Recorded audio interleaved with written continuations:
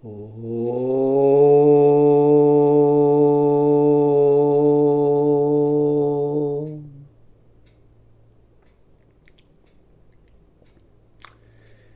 ಮತ್ತೆ ಸರ್ವಜ್ಞನ ವಚನಗಳ ಜೊತೆಯಲ್ಲಿ ನನ್ನ ಆ 101 ವಚನಗಳು 4 ಭಾಷೆಯಲ್ಲಿರುವಂಥಲ್ಲಿ 16ನೆಯದು. ಮತ್ತು ಗುರುವಿನ ಮಹತ್ವ ಅಂದರೆ ಗುರುವೇ ಸರ್ವಸ್ವ, ಗುರುವೇ ಮುಕ್ತಿದಾಯಕ ಅನ್ನುವಂತಹ ಶ್ರೇಷ್ಠ ವಚನ.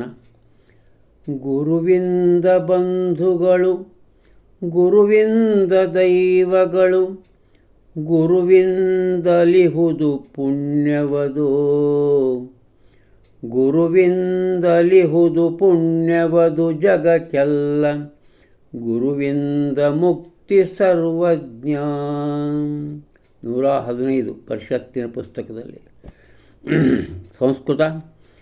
ಗುರುಣೈವ ಬಾಂಧವ ಗುರುಣೈವ ದೇವತಾ ಗುರುಣೈವ ಲಭ್ಯಂ ಪುಣ್ಯಮಿಹ, ಗುರುಣೈವ ಲಭ್ಯಂ ಪುಣ್ಯಮಿಹ ಮುಕ್ತಿಶ್ಚ ಗುರುಣೈವ ಜಗತಿ ಸರ್ವಜ್ಞ.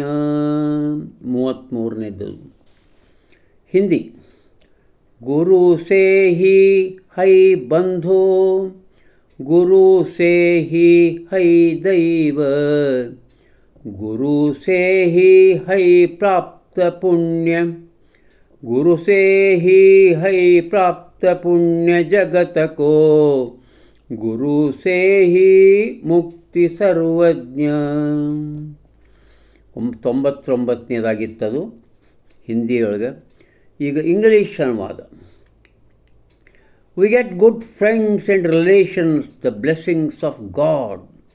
By Guru's grace, all our meritorious acts are Guru's grace. Liberation to all human beings is by Guru's grace, ಸರ್ವಜ್ಞ. ಕೆಳಗಿನ ಅಂಡಬರಹ ಆ ಶ್ರೇಷ್ಠ ಮಹಾಪುರುಷ ತೀತಾ ಶರ್ಮರು. ತೀತಾ ಶರ್ಮವರು ಖ್ಯಾತ ಪತ್ರಕರ್ತರಾಗಿದ್ದರು.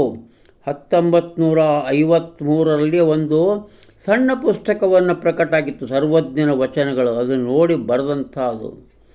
ಪಂಡಿತ ಪಾಮರರಿಗಿಬ್ಬರಿಗೂ ಮಾನ್ಯವಾದ ಸರ್ವಜ್ಞ ಮೂರ್ತಿಯನ್ನು ಬೆಳಕಿಗೆ ತಂದ ಕೀರ್ತಿ ಶ್ರೀ ಚೆನ್ನಪ್ಪ ಉತ್ತಂಗಿಯವರದು.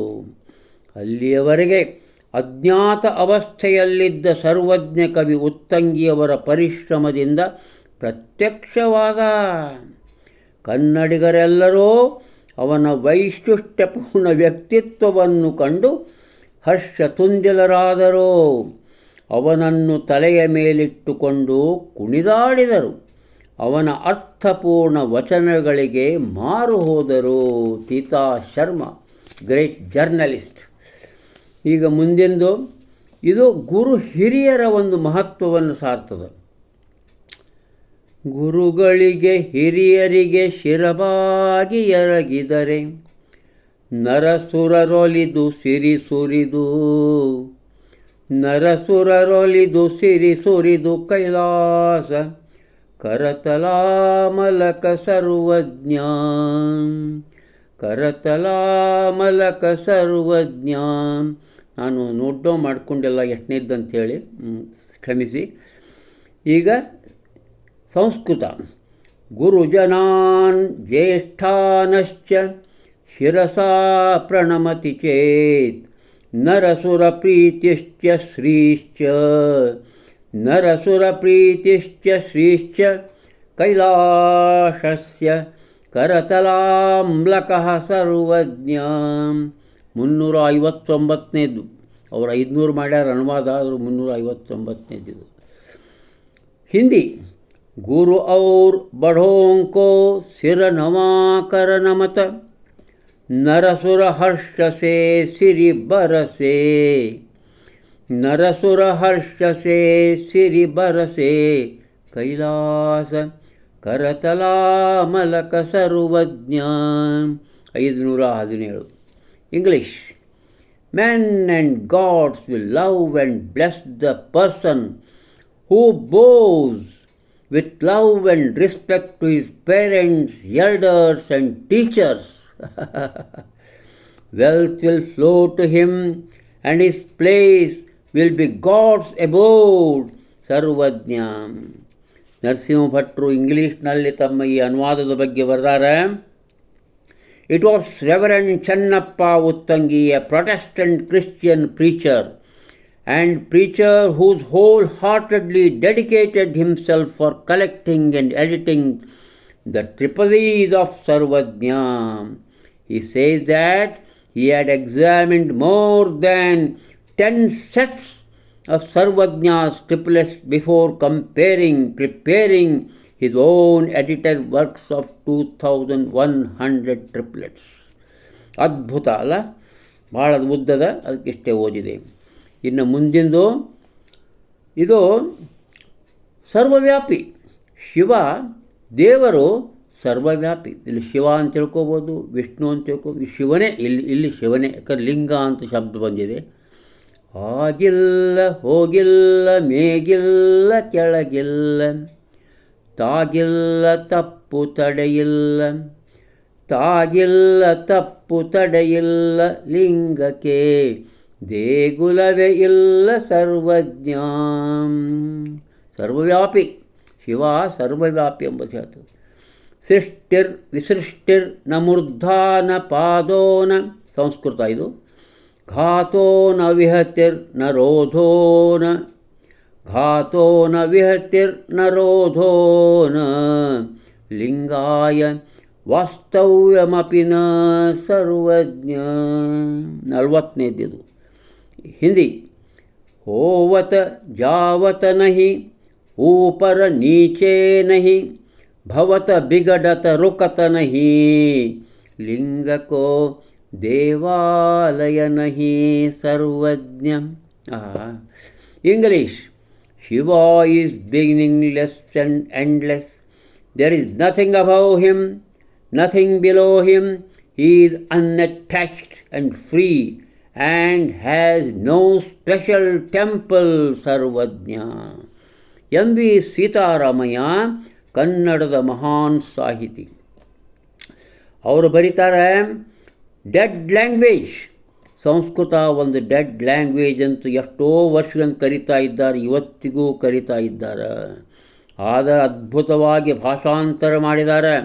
ಸಂಸ್ಕೃತ ಭಾಷೆಯಲ್ಲಿ ಸಿ.ಜಿ. ಪುರುಷೋತ್ತಮರು ಅದೇ ಛಂದಸ್ಸಿನಲ್ಲಿ ಅದೇ ಪ್ರಾಸದಲ್ಲಿ ಅದ್ಭುತವಾದ ಅನುವಾದವನ್ನು ಮಾಡಿದ್ದಾರೆ. ಅದಕ್ಕೆ ಭಗವತ್ ಸರಸ್ವತಿ ವಾಕ್ಸಿದ್ಧಿ ಶ್ರೀ ಪುರುಷೋತ್ತಮರ ಮೇಲೆ ಆಗಿದೆ. ನಮಗೆ ಭಾಳ ಸಂತೋಷವಾಗಿದೆ ಸಂಸ್ಕೃತದಲ್ಲಿ ಓದಲಿಕ್ಕೆ ಅಂತ ಬರೆದಾರವರು. ಈಗ ನಿನ್ನೆ ಸರ್ವಜ್ಞ ಕವಿ ಛಂದಸ್ಸನ್ನೇ ಏಕೆ ಆರಿಸಿಕೊಂಡ? ನನ್ನ ಒಂದು ಬರಹವನ್ನು ಓದಿಬಿಡ್ತೇನೆ. ತರುಣ ಪುಷ್ಪದಂಥ ಅನಾಥನಾಗಿ ಸಾಕಷ್ಟು ಗುರುಮಠಗಳಲ್ಲಿ, ಕೆಲವು ಉದಾರವಂತರ ಮನೆಗಳಲ್ಲಿ ಏಕಾಂಗಿ ಸಂಚಾರಿಯಾಗುತ್ತಾ ವಿದ್ಯೆ ಗಳಿಸುತ್ತಾನೆ, ಜ್ಞಾನವಂತನಾಗುತ್ತಾನೆ. ತಾನು ಸಂಚರಿಸುತ್ತಿದ್ದ ನಗರ ಗ್ರಾಮಗಳೇ ಅವನ ಶಾಲೆ, ಕಾಲೇಜು, ವಿಶ್ವವಿದ್ಯಾಲಯಗಳಾದವು. ಹಾಗೂ ಅನ್ನ ಬಟ್ಟೆ ನೀಡುವ ಭಿಕ್ಷಾನ್ನದ ತಾಣಗಳಾದವು. ಹೊಟ್ಟೆಗಾಗಿ ಭಿಕ್ಷೆ ಬೇಡುವುದು ಸಹಜವಾದಾಗ ಬಾಯಿಂದ ಅನೇಕ ಬಗೆಯ ಹಾಡುಗಳು ಹೊರಹೊಮ್ಮುತ್ತಿರಬೇಕು. ನಗರಗಳಲ್ಲಿ, ಗ್ರಾಮಗಳಲ್ಲಿ ಸಾಮಾನ್ಯ ಜನರ ಬಾಯಿಂದ ಬರುತ್ತಿದ್ದ ಜನಪದ ಕಾವ್ಯದ ನುಡಿಗಳನ್ನು ಕೇಳಿ ಸಂತೋಷಿಸಿದ ಜ್ಞಾನವಂತ ಪುಷ್ಪವಂತ ಬೆಳೆದ. ಈ ಜಾನಪದವು 2, 3, 4 ಸಾಲಿನ ಪದ್ಯಗಳು ಶತಮಾನದಿಂದ ಸಹಜವಾಗಿ ಸಾಮಾನ್ಯರ ಹೃದಯದಿಂದ ಹೊರಬಂದ ಕಾವ್ಯ. ಮನೆಗಳಲ್ಲಿ ಗೃಹಿಣಿಯರು, ಅಜ್ಜಂದಿಯರು, ಹೊಲದಲ್ಲಿಯ ರೈತರು, ಸಂಜೆ ಗುಡಿಗುಡಾರ ಮಠಗಳಲ್ಲಿ ಭಜನೆಯ ಭಕ್ತರು, ಹೀಗಿರುವ ಈ ಜನಪದ ಕಾವ್ಯ ಈಗ ತನಗೇ ತಾನೇ ಸರ್ವಜ್ಞ ಎಂದು ಹೆಸರು ಕೊಟ್ಟವನ ಹೃದಯ, ಮನಸ್ಸು, ಬುದ್ಧಿಯಲ್ಲಿ ನೆಲೆಯಾಯಿತು. ಹಳೆಗನ್ನಡದ ಕಾವ್ಯ, ಶರಣರ ವಚನಗಳು, ದಾಸರ ಪದಗಳು ಸಹ ಸರ್ವಜ್ಞನಿಗೆ ಪರಿಚಿತವಾಗಿದ್ದವು. ಇದೆಲ್ಲ ಸಂಶೋಧಕರು ಬರೆದದ್ದು. ತಾನು ಸಾಮಾನ್ಯ ಜನರನ್ನು ಸಹಜವಾಗಿ ಸಂಕ್ಷಿಪ್ತ ರೂಪದಲ್ಲಿ ಸಂಪರ್ಕಿಸುವ ಕಾವ್ಯ ಸಾಧನ ತ್ರಿಪತಿ ಛಂದಸ್ಸು ಅವು ವಚನಗಳೆಂದು ಅವನ ಮನಸ್ಸು ದೃಢವಾಗಿ ನಂಬಿಬಿಟ್ಟಿತು. ಈ ಹಂಬಲದಿಂದ ಜನರನ್ನು ತನ್ನ ಹೃದಯದಿಂದ ತಾನೇ ಸ್ಫುರಣಗೊಂಡ ತ್ರಿಪದಿಯ ವಚನಗಳನ್ನು ಹಾಡುತ್ತಾ ಸಂತೋಷಗೊಳಿಸುತ್ತಾ ಎಚ್ಚರಗೊಳಿಸುತ್ತಾ ಇದ್ದಾನೆ ಸರ್ವಜ್ಞ ಕವಿ. ಎಷ್ಟು ಕವಿ ಅವ ಎಷ್ಟು ರಚನಾ ಮಾಡ್ಯಾನ ಅಂತಂದ್ರೆ ಚೆನ್ನಪ್ಪ ಉತ್ತಂಗಿಯವರು ಹೇಳ್ತಾರೆ, ನಮಗೆ ಸಿಕ್ಕಿರುವ 2100 ವಚನಗಳು ಬಹು ಸ್ವಲ್ಪ ಇವೆ. ಇನ್ನೂ ಕಷ್ಟಪಟ್ಟರೆ ಕೆಲವು 100 ಇಲ್ಲವೇ 1000 ವಚನಗಳು ದೊರೆಯಲೂಬಹುದು. ಕೆಲವರು ವಿಸ್ಮಯಕಾರಿಯಾಗಿ ಒಂದು ವಚನನ ಬರೆದಾರೆ. ಅದು ಸರ್ವಜ್ಞನ ವಚನವೋ ಯಾರ ವಚನವೋ ಪರಮಾತ್ಮ ಬಲ್ಲ. 7 ಕೋಟಿಯ ಕೋಟಿ 7 ಲಕ್ಷವೇ ಲಕ್ಷ 7070 ವಚನಗಳ ಹೇಳಿದನು ಕೇಳೋ ಸರ್ವಜ್ಞ. ಇನ್ನು ಸರ್ವಜ್ಞನ ವಚನದ ಪುಸ್ತಕಗಳು ಹೆಂಗೆ ಪ್ರಕಟ ಆದವು, ಅದರ ಒಂದು ಹೋಗ ಹೆಂಗೆ ಹೋಯಿತು ಅಂತ ಹೇಳ್ತೇನೆ. ಇದರ ಒಂದು ಸರ್ವಜ್ಞನ ವಚನ ಅತ್ಯಂತ ಮೊಟ್ಟ ಮೊದಲು ಆ ಶಿಲಾಮುದ್ರಣದಲ್ಲಿ ಧಾರವಾಡದಿಂದ ಶ್ರೀ ಹುಚ್ಚಯ್ಯ ಹೊನ್ನಾಪುರ ಮಠ್ ಅವರ ಮುದ್ರಣಾಲಯದಲ್ಲಿ 1866ರಲ್ಲಿ 225 ಪದ್ಯಗಳಿದ್ದವು. ಅಲ್ಲಿ ಸ್ವಲ್ಪ ಅಶುದ್ಧ ರೂಪದಲ್ಲಿಯೂ ಇದ್ದವು. ಬೆಂಗಳೂರಿನ ವೆಸ್ಲಿಯನ್ ಮಿಷನ್ದವರು 105, 1867ರಲ್ಲಿ. ರೆವರೆಂಡ್ ವಿರ್ತಂಬವರು 1868ರಲ್ಲಿ 341. ಕಿಟಲ್ ರೆವರೆಂಡ್ ಕಿಟಲ್ ಅವರ ಇದರಲ್ಲಿ 230. ಅವು ಮತ್ತು ಕಿಟಲ್ ನಿಘಂಟಿನಲ್ಲಿ ಸೇರಿದಾವೆ. 1890ರಲ್ಲಿ ಮದ್ರಾಸ್ ಅಂಬಾಶಂಕರ ಮುದ್ರಣದ ಒಂದು ಗ್ರಂಥ, ಬಳ್ಳಾರಿಯೊಳಗೆ ಒಂದು ಗ್ರಂಥ. ಆಮೇಲೆ 1910ರಲ್ಲಿ ನಾರಾಯಣ ಶಾಸ್ತ್ರಿಗಳೆಂಬವರು 1156 ಪದ್ಯಗಳಿದ್ವಂತ. ಬೆಂಗಳೂರಿನ printing and publishing company Shri ವಿಶ್ವೇಶ್ವರಯ್ಯನವರು ಸ್ಥಾಪಿಸಿದಂಥ ಆ ಕಂಪನಿಯಲ್ಲಿ ಸಹಿತ ಅಷ್ಟೋ ಪದ್ಯಗಳನ್ನು ಇರಿಸಿದ್ದರು. ನೀತಿಸಾರ ಅಂತ ಆ ಗ್ರಂಥ. ಹೀಗೆ ಸರ್ವಜ್ಞನ ವಚನಗಳು ಇರ್ಕೋತ ಇದ್ದರೂ ಅವು ಎಷ್ಟರ ಮಟ್ಟಿಗೆ ಶುದ್ಧ ಆಗಿದ್ದು ಎಷ್ಟರ ಮಟ್ಟಿಗೆ ಅಶುದ್ಧ ಆಗಿದ್ದು ಅಂಬೋದನ್ನು ಗೊತ್ತಿಲ್ಲ. 1900 ಬಹುಶಃ 10-15ರ ಪೂರ್ವದಲ್ಲೇ ನಮ್ಮ ಚೆನ್ನಪ್ಪ ಉತ್ತಂಗಿಯವರು ಆ ಕಾರ್ಯವನ್ನು ಪ್ರಾರಂಭ ಮಾಡಿಬಿಡ್ತಾರೆ. ಅದಕ್ಕಾಗಿ ತಮ್ಮನ್ನು ತೊಡಗಿಸಿಕೊಂಡು ಬಿಡ್ತಾರೆ. ಹಗಲು ರಾತ್ರಿ ಏನಪ್ಪ ಅಂದ್ರೆ ಶುದ್ಧೀಕರಣ ತಾವು ಮಾಡ್ತಾರೆ. ತಾವು ಮಾಡಿದ್ದನ್ನು ಅದು ಶ್ರೇಷ್ಠ ಅಂತ ಹೇಳ್ಕೊಳ್ಳೋದಿಲ್ಲ. ವಿದ್ವಾಂಸರಿಗೆ ತಜ್ಞರಿಗೆ ತೋರಿಸ್ತಾರೆ. ತೋರಿಸಿ 2000 ವಚನಗಳು ಪರಿಶುದ್ಧವಾಗಿ ತಯಾರು ಮಾಡ್ತಾರೆ. ಯಾರಪ್ಪ ಇದನ್ನು ಪ್ರಕಟ ಮಾಡಬೇಕು ಅಂಥೇಳಿ ಎಲ್ಲರನ್ನೂ ಕೇಳ್ತಾರೆ. ಎಲ್ಲಿಯೋ ಆ ಧಾರವಾಡದವರು ಸಿಕ್ಕಿಬಿಡ್ತಾರೆ. ಅವರ ಹೆಸರು ಶ್ರೀ ಯಶವಂತ್ ಜಠಾರ್ ಅನ್ನೋರು, ಕರ್ನಾಟಕ ಪ್ರಿಂಟಿಂಗ್ ಪ್ರೆಸ್. ನಾ ಮಾಡ್ತೇನೆ, ಯಾಕೆ ಹೆದರ್ತೀಯೋ ಚೆನ್ನಪ್ಪ ಅಂತ ಹೇಳ್ತಾರೆ. ಒಂದೇ ಮುದ್ರಣ ಮಾರಾಟ ಆಗೋದಿಲ್ಲ. 1922 ಆವಾಗ ಏನು ಮಾಡಬೇಕು ಅದು ಗೊತ್ತಾಗೋದಿಲ್ಲ. ಇಲ್ಲ, ಇದಕ್ಕೊಂದು ದೊಡ್ಡ ಪ್ರಸ್ತಾವನೆ ಬರಿಬೇಕು ಅಂಥೇಳಿ 1-2 ನುಡಿ ಅಂತ ತಮ್ಮದು. ಆಮೇಲೆ ಪ್ರಸ್ತಾವನೆಯ ಪುಟಗಳು 79 ಬರೀತಾರೆ. 1924ರಲ್ಲಿ ಅದು ಪ್ರಕಟ ಆಗ್ತದೆ. ಆವಾಗ ಇಷ್ಟು ಹುಚ್ಚಿನಂಗೆ ಆ ಸರ್ವಜ್ಞನ ವಚನಗಳು ಒಮ್ಮೆಲೆ ಮೂಗಿನ ಮೇಲೆ ಬೆರಳಿಡುವಷ್ಟು ಅಪಾರ ಸಂಖ್ಯೆಯಲ್ಲಿ ಮಾರಾಟ ಆಗ್ತವೆ. ನಂತರ 1927, 1930, 35, 38, 35, 41, 44, 47, 48, 50, 53, 57, 59, 60 ತಮ್ಮ ಜೀವಿತದಲ್ಲಿ 16 ಸರಿ ಅದನ್ನು ಪ್ರಿಂಟ್ ಮಾಡ್ತಾರೆ. ಯಾರು? ಚೆನ್ನಪ್ಪ ಉತ್ತಂಗಿ ಅವರು ಬೇರೆ ಬೇರೆ ಪ್ರಕಾರಗಳಲ್ಲಿ ಪ್ರಿಂಟ್ ಮಾಡ್ತಾರೆ. ಆಮೇಲೆ ನಂತರ ಸಾಹಿತ್ಯ ಪರಿಷತ್ನವ್ರು ಮಾಡ್ಯಾರ, ಮೈಸೂರು ಕಡೆ ಆ ಸಂಸ್ಥಾನದ ಮಾಡ್ಯಾರ, ಬಸವರಾಧ್ಯರವ್ರು ಮಾಡ್ಯಾರ, ಮತ್ತು ಸಂಸ್ಕೃತಿ ಇಲಾಖೆಯವರು ಮಾಡ್ಯಾರ, ಕರ್ನಾಟಕ ವಿಶ್ವವಿದ್ಯಾಲಯದವ್ರು ಮಾಡ್ಯಾರ, BMC ಸ್ಮಾರಕ ಪ್ರತಿಷ್ಠಾನದವ್ರು ಮಾಡ್ಯಾರ, ಮೈಸೂರು ವಿಶ್ವವಿದ್ಯಾಲಯದವ್ರು ಮಾಡ್ಯಾರ. ಎಲ್ಲರೂ ಮಾಡ್ಕೋತಾರೆ ಬಂದಾರ, ಇವತ್ತಿಗೂ ಮಾಡ್ಕೋತಾರೆ ಬಂದಾರ. ಎಲ್ಲರೂ ಭಾಳಷ್ಟು ಮಂದಿ ಸ್ಮರಿಸ್ತಾರೆ. ಯಾರನ್ನ? ಚೆನ್ನಪ್ಪ ಉತ್ತಂಗಿ ಅವ್ರನ್ನ ಸ್ಮರಿಸ್ತಾರೆ. ವಂದನೀಯರು ಅಂಥೇಳಿ ನಮ್ಮ ನರಸಿಂಹ ಭಟ್ರು ಅವ್ರನ್ನ ಶ್ಲಾಘಿಸಿದ್ದಾರೆ. ಈ ರೀತಿ ಹೇಳ್ತಾ ಒಂದು ಕೊನೆಯ ವಚನ, ಅದು ನನ್ನ ಸಂಕಲನದಲ್ಲಿಲ್ಲ, ಅಂದರೆ ಬರೆದದ್ದವರೇ, ನಾನು ತಗೊಂಡಿಲ್ಲ ಅದನ್ನು. ಎನ್ನ ಮನಸ್ಸಿಗೆ ನೆನಹ ಉನ್ನತದವ ಕೊಟ್ಟ ಭಿನ್ನಾಣದಿಂದ ಸ್ತುತಿಗೈದು ಪೊಗಳುವೆ.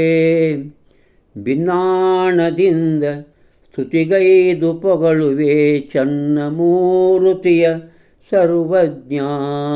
ದೇವರ ಸ್ಮರಣೆ ಇದು. ದೇವರ ಸ್ಮರಣೆ ಮತ್ತೆ ನಾಳೆ ಮುಂದುವರಿಯುತ್ತೆ. ನಮಸ್ಕಾರ.